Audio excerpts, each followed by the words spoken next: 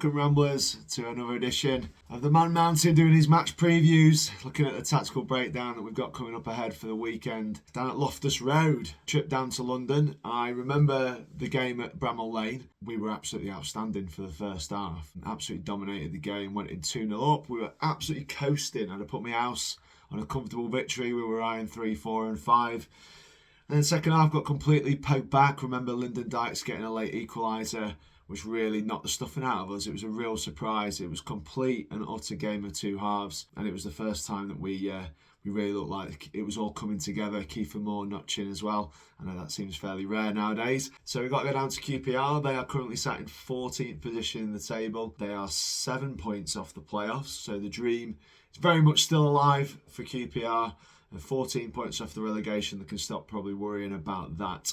Down to Plymouth in 22nd. Now, this is the epitome of a team that wins, lose, draw. It's literally the cycle for QPR all season. So much so they've got 11 wins, 11 draws and 12 defeats. So it literally works in that cycle of games for them. They are coming back off the back of a defeat against Portsmouth. They went away to Portsmouth and lost 2-1. They then beat Derby 4-0 at home. Lost to Coventry, beat Blackburn, lost to Millwall, then lost to the rivals as well. So they're really, really up and down sort of side. You never really know exactly what sort of result you're going to get. I don't know much about the manager, Marty Cifuentes. I think he's got a bit of a reputation already for wanting to play nice football. But we don't need to worry about that too much. They have got threat, but honestly, if United turn up and play like they did against Leeds, then I can't see anything other than a Blades victory in this game. Saying that, they are a dangerous outfit. We thought we were home and hosed at 2-0 at half time, but they showed their character. They've obviously got that within the side. I'm going to run through the teams now and just have a little look at what we think might line up between the defences and the attacks. So a bit of a feature of this QPR side is that they're quite consistent, particularly in their back five, if you want. So Paul Nardi starts in goal for them. Again, he looks decent. I've seen him make some good saves. I've seen him letting a couple of soft ones. He looks okay for the level. QPR fans might be able to enlighten me a little bit more on him. They've started playing Jimmy Dunn at right back recently. Okay, I think that's probably since the signing of Ronnie Edwards on loan, a player that we were looking at the Blades in the summer from Peterborough. He would have signed for them.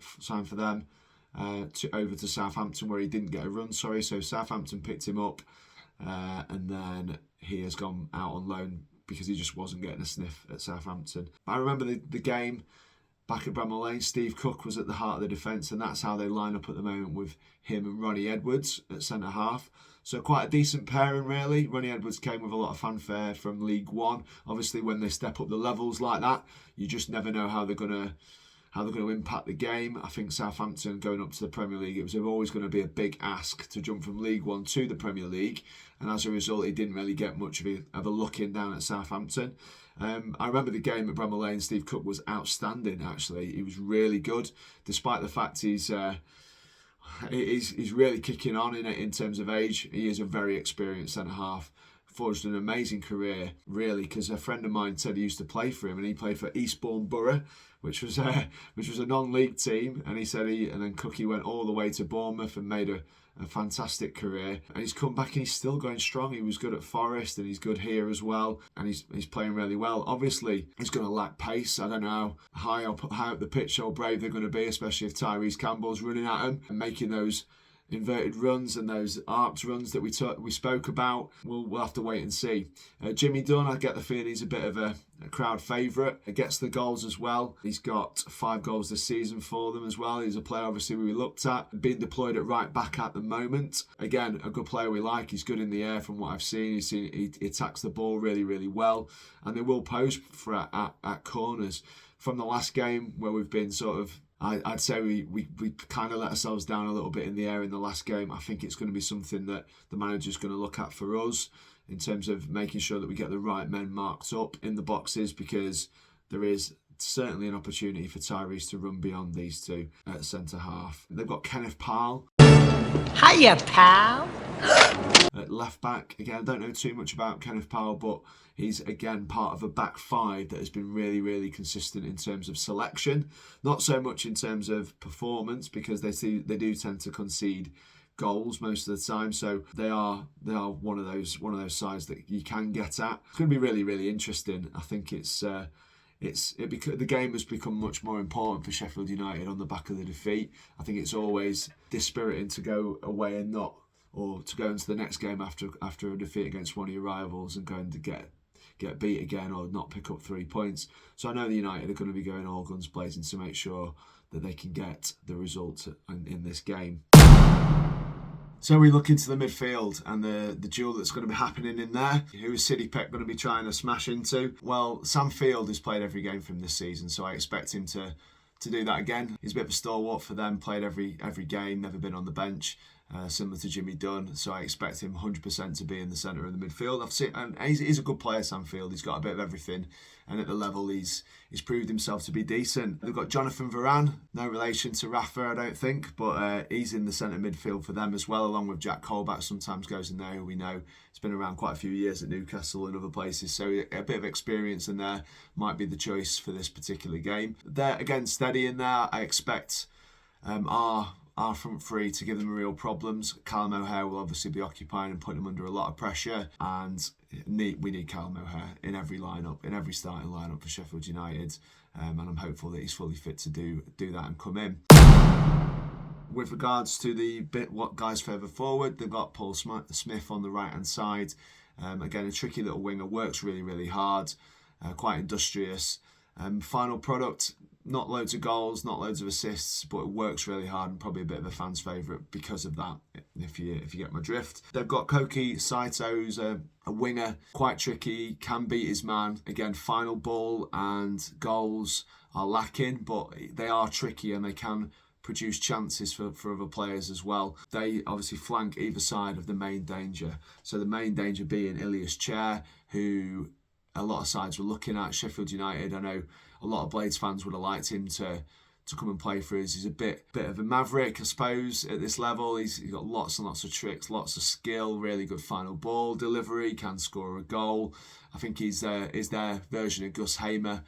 Maybe not quite the same level, but certainly a very, very useful player at this level, and lots of teams would have been looking at him to see if they could steal him from QPR at the end of last season, and he stayed there. Up front, they've got a guy called Michael Frey.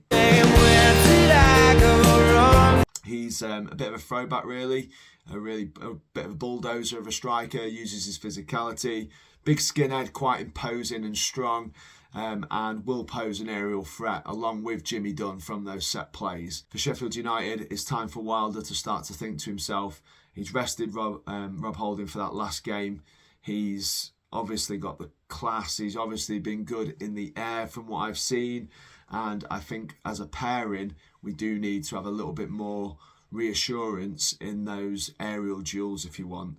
I think it was a real shame the way that they conceded the second goal, because it was simply that we just didn't compete at the corner, and that might draw Wilder into thinking that Rob Holding could be the man to come in and partner Anil Ahmedhodzic in defence for Sheffield United.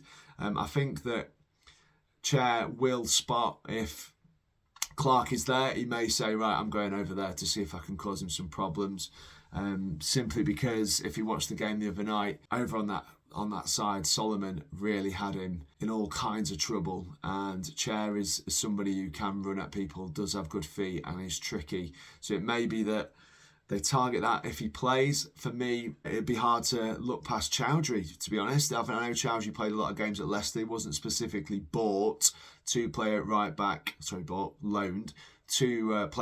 Sheffield United, but he played really well in that second half, particularly compared to Clark. Yeah, Clark might offer you us a little bit more in the final third. He might be the one that can do something a bit clever with the ball, but what is it we're after on a game like Saturday? We're after some solid defending, and I know Chowdhury can certainly give us that if he gets his positional senses sorted out.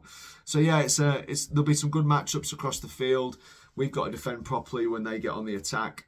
Because like I said, it could be a set play. QPR are quite useful from set plays. Jimmy Dunn attacks a fantastic ball with his 5 goals. Frey with his 6 goals. So they don't score loads of goals. They got 40 this season, which is a reasonable total, but their goals are pretty much spread out across the team, with those 2 players getting 11 between them. And it's a little bit of a funny one. I really, really hope if we turn up and we defend properly at those set pieces, hopefully we can be dominant and take the 3 points.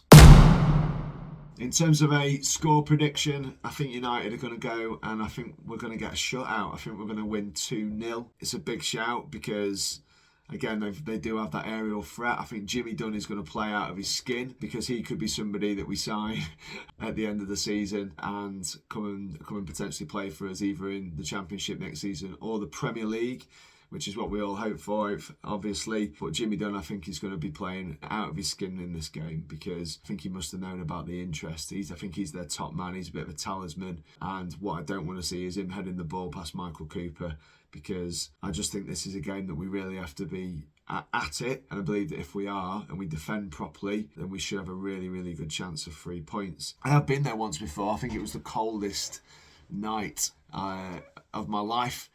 Me and the wife stood there in the freezing cold. She was delighted. I dragged her down, absolutely Baltic, down at Loftus Road one evening. And who do I remember? Darius Henderson. Yeah, I remember him playing in that game. So it was quite a few years ago.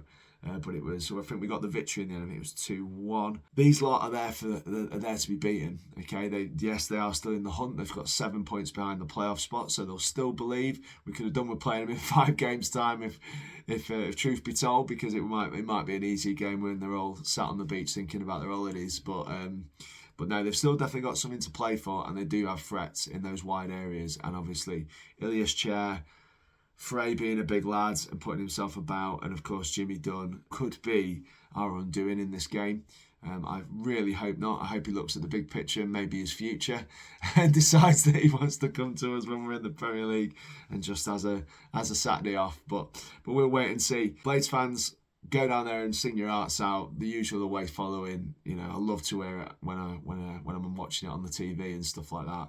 And after the atmosphere on Wednesday, don't get our heads down, Blades, because we are very much in the frame to go and get 3 points in this game and take ourselves up to promotion to the Premier League. So let's keep that in mind, please, players, that we need to get refocused and ready for the match. Up the Ramble, up the Blades. Come on, United! Let's go! Let's go!